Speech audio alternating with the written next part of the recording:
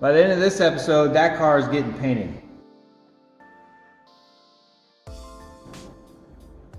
Unless I get kidnapped.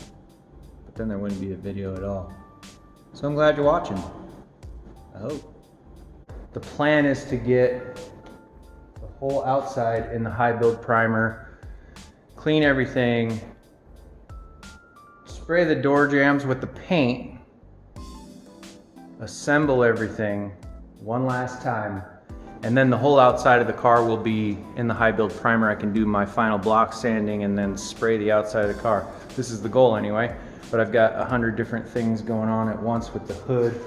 This area was needing some attention. There's a trim piece that goes here and then a plastic trim that goes, I don't know, somewhere up in there.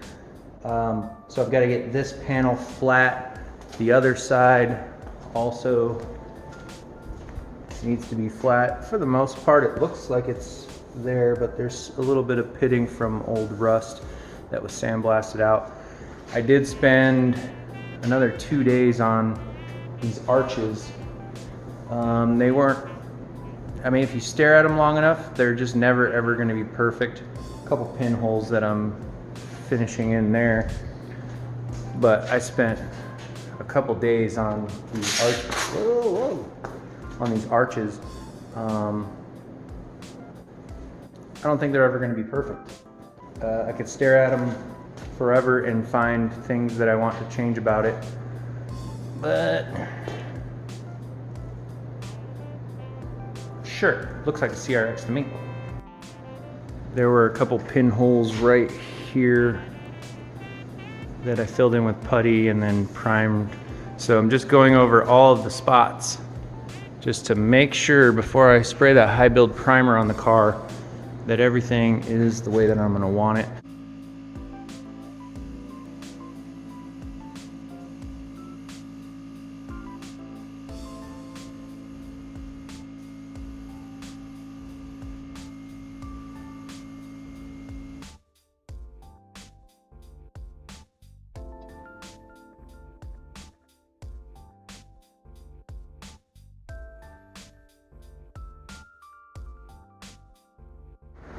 That was the Contour from Eastwood polyester primer. It's a high build primer, and it was spraying a little bit blotchy on the first coat, actually on all of them, but I hear it's almost impossible to make it run. So I kind of hit it with a lighter first coat and then came back with a second. I previously did the doors in this high build already, and then over in the parts corner, you'll see the sunroof cover, the two fenders, the gas door, so that all this stuff can be put back together once the jambs are painted. Hopefully we'll be done with this thing soon. Tonight I'm going to finish this off. These are the patches from the inside, and you can see it's kind of ugly. So I'm gonna wire brush the seams, and then I'm gonna hit them with some self-etching primer, probably some underbody stuff, and then I'm also going to put some seam sealer in between the outer fender and the inner fender. I don't know if you can see there's a little valley in there, and the seam sealer is just going to help kind of support it.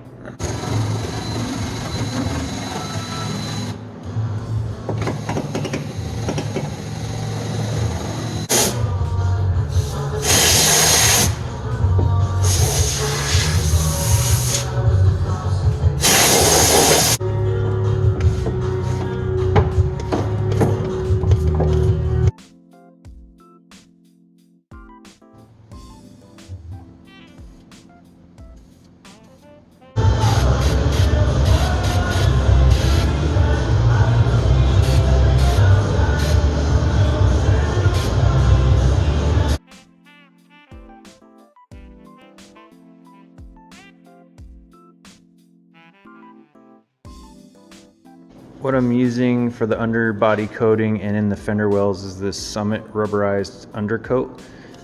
It's a good product to make your bill over $100 to get free shipping. And I also know that Summit does not make rubberized undercoating, so this is probably a big name brand that they just rebadge. But I don't know if I'm gonna need to even use the seam sealer down between the inner fender and the outer quarter. This stuff goes on really runny, sprays very far,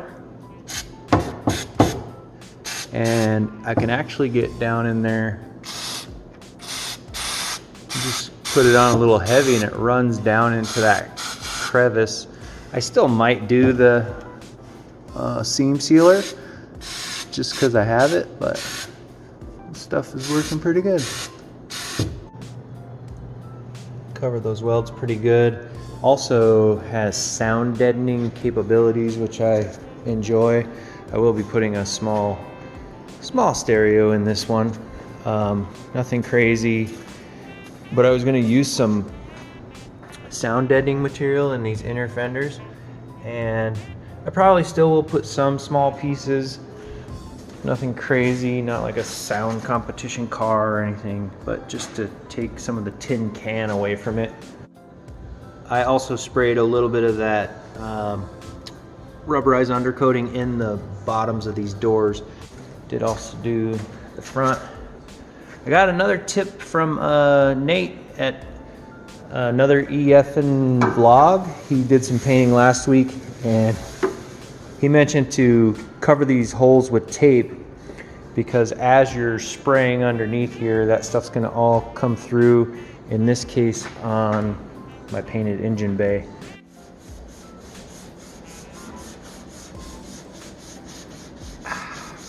Need a hand? This is, of course, my friend Bill Foley, sometimes called B Foley, and he is gonna come here tonight and help me sand jams. Tomorrow I plan on painting the jams, so they need to be sanded, they need to be clean. And Bill is one of those guys, he should have been like a jewelry cleaner or something, because he gets some steel wool or sand. I just gotta tell him the truth though. He will sit there and just mess with stuff until, I like making stuff nice. Until it's spotless. So this is right up his alley. I like putting a good finish on stuff, you know? Yeah. And I actually started sanding some jams last night, and I stopped because I didn't want him to get mad at me for finishing all of them, because this is his shit right here.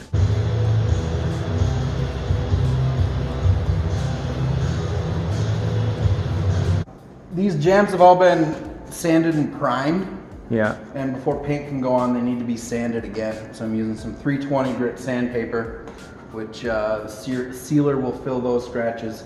And you can use the sandpaper on all the flat stuff, but your finger generally doesn't get into these really tight corners very well. So you can always feel a line. You can't have that. So then you take a piece of the red and you can get into those little corners. And before you know it, it's perfectly smooth for your door jams that mostly get covered with rubber grommets and rubber weather stripping. Yeah, it looks a lot of different colors, but it feels real smooth. It'll be good. She'll be sticky. Yeah, and if you leave it kind of rough, then you're gonna see it through the paint. So even though these are just the jams, you will see everything through the paint. And it's easy to think that the paint will cover stuff, and it won't. And I've lived that where I was super careful on stuff, and you wind up seeing sand scratches through the paint, and that will just drive you insane. Or drive you to sell the car, in my case. So then all of a sudden you get it all polished out, and you can still see stuff, even though it looked like you were... It's a hell of a deal.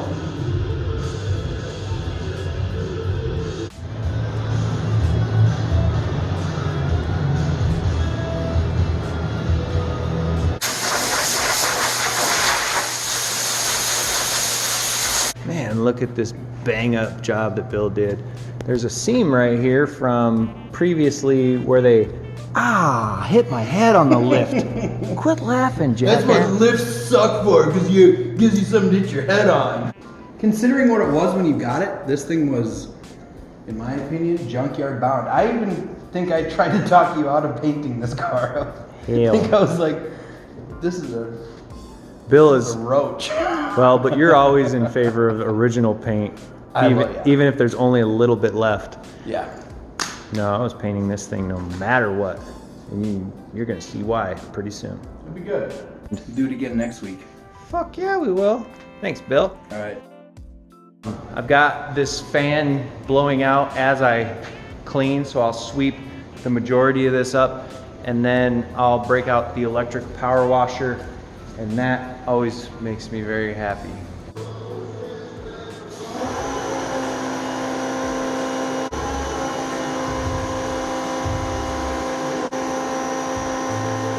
I swear, if they had a channel on YouTube, watch me power wash shit, and it didn't have commercials, subscribe all day long.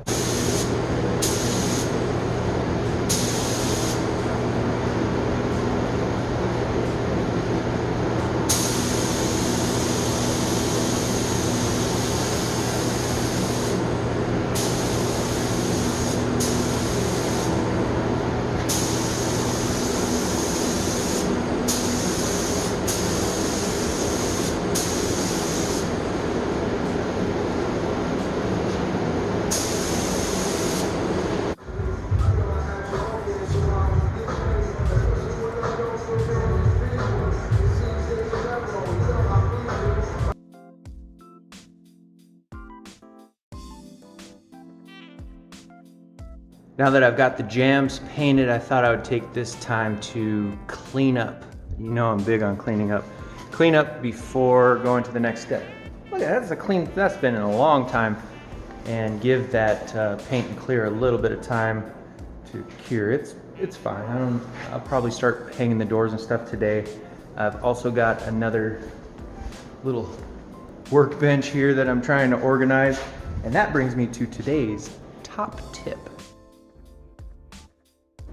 Now, I'm not a wasteful person. There's nothing like completing something in the garage, a job or some type of project with things you already have. So I tend to keep everything without being like a hoarder. But today's top tip is about this Harbor Freight sandpaper. It is completely worthless. It is not worth keeping for any kind of project. After about 30 seconds, the paper's just flat, and I can't think of anything that I want to agonize myself over in the future on a project. So, get good sandpaper. The Contour High Build Primer, it went on and it had quite a bit of a texture. It was really thick the way it sprayed. This is just gonna be a long process, so today I've decided that I'm just gonna start right on that back quarter, and I'm going to just do everything that needs to happen until this back quarter is done. You can see the guide coat will show all of the dark areas. Those are all low spots, and then when you get to an area like this where it's all one color, that is smooth, but definitely not as smooth as it will need to be painted, because the sanding paper scratches will show through the paint. So it's just gonna be a long process, but gotta get it done. I'm now 5 hours into sanding. I've gone from the back corner and I'm just kind of crossing the hood at this point.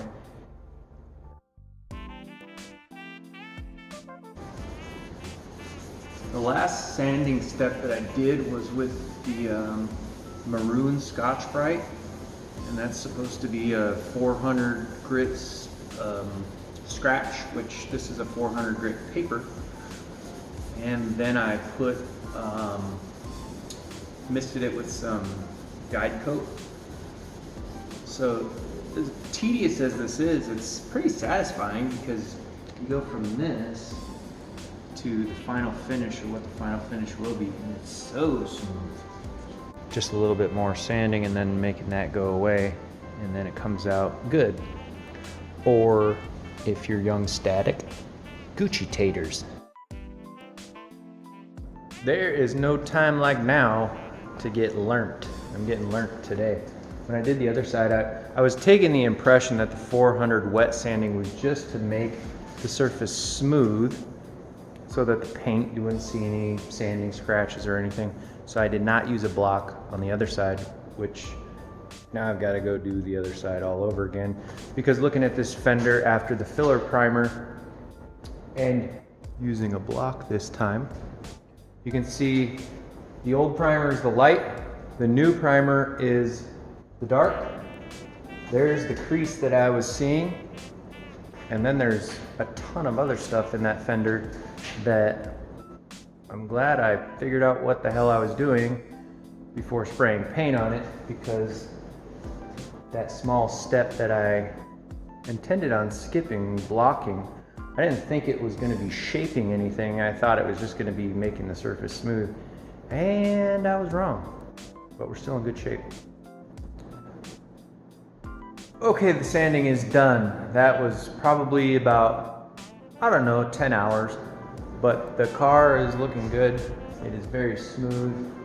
There were a couple areas that I had to, there was a low spot. So I did some putty and then it was still low. Hit it with the high build primer, then the guide coat a couple times. And then once I got it super flat, you can kind of see some of the layers that I did, but it is super flat. And the rest of the car is as well.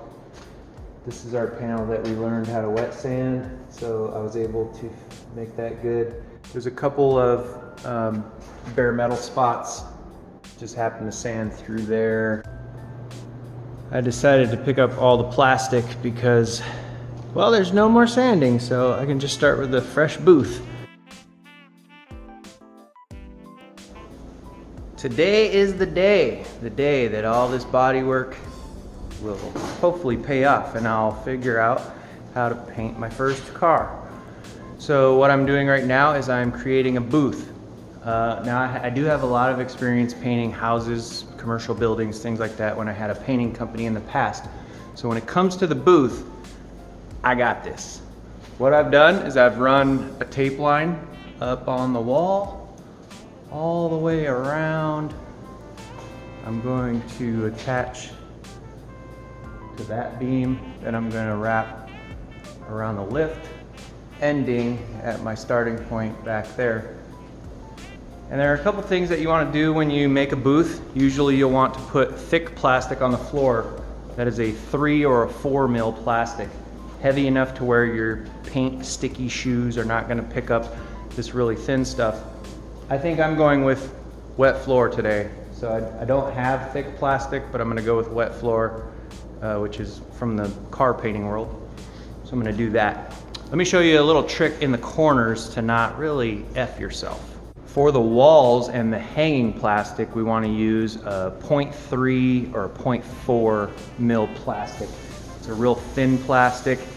The weight of it will not pull itself down. If you try to hang a thicker plastic, a 2 mil, 3 mil, the weight of that plastic is just going to probably pull it down. And the first place that it's going to pull the plastic down is in the corners. Now, in our minds, we usually will want to go with a one-piece, tape all the way around, making it easier. But in the corners, you actually want a break.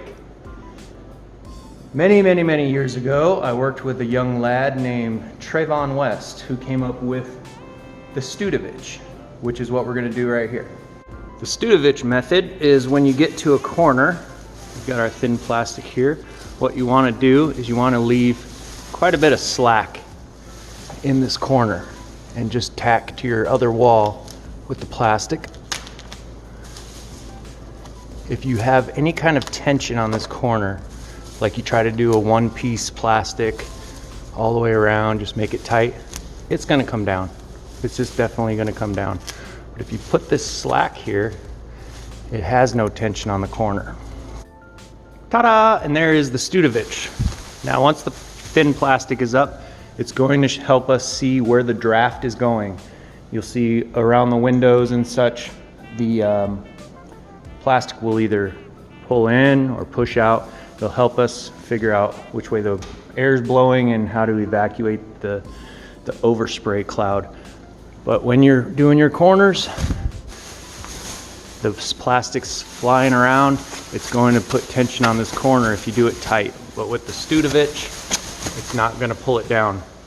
Another thing Trayvon West would do, I don't know why he did this, but when he cut the plastic, he would always go. So I continue to do that to this day. So far, it's worked. Once you get your plastic up, you will find that the draft might just be trying to screw you there. So around the wall or wherever you've got, you want to take a little roll of tape, put it behind the plastic, and then tack it to the wall. I think we're ready to go. I did hit some of the bare metal spots with the green primer that you see. That's the self-etching, and then I just lightly scuffed it with the Scotch-Brite pad so it didn't leave any texture or anything. Floor is wet.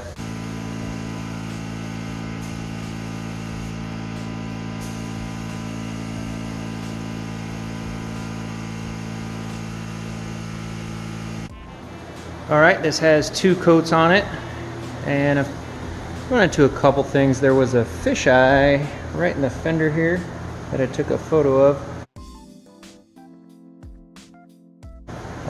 Quickly looked up online how to get rid of that. It said mist it before you hit it the next time, which I did, and it was somewhere right in here.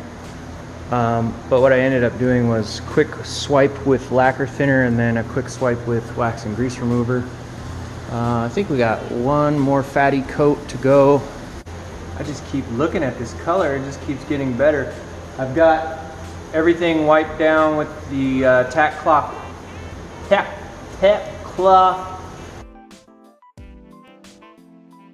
All right, that concludes the paint. That is Omni paint in 2019 Hyundai Shale Gray Metallic, S-H-A-L-E, Shale Gray Metallic or something to that effect. Came out real good. I'm liking it, I'm liking it.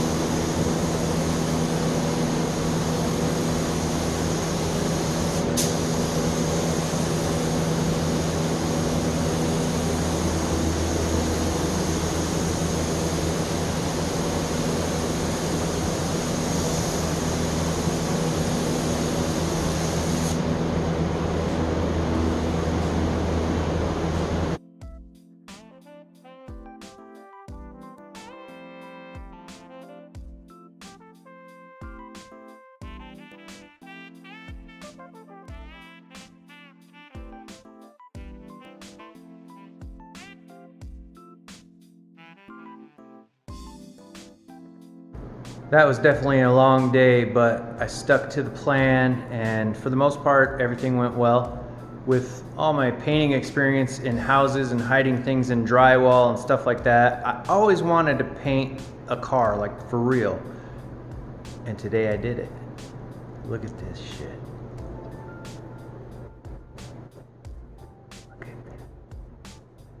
Now, we did have some issues with the clear. I almost ran out of clear, which kind of freaked me out a little bit, but I settled down and we got it done. Let's take a look at the details. Everything went pretty well. The clear, I sprayed the first coat and it was spraying dry, so I was going very slow, and turned out pretty good. My second coat, I realized I was almost out of clear. I'm gonna turn a light on here so we can kind of see what we're looking at. And kind of sprayed it heavy. I needed to get it on there, and I needed to get it on there good. So I think it went pretty well. Over on the other side is where I started with the second cup of clear, and I was getting a little bit too close to the paint. You can see right on the back of that door there's a run right in here. There's actually a couple of them. There's one down low right there and one back here. Right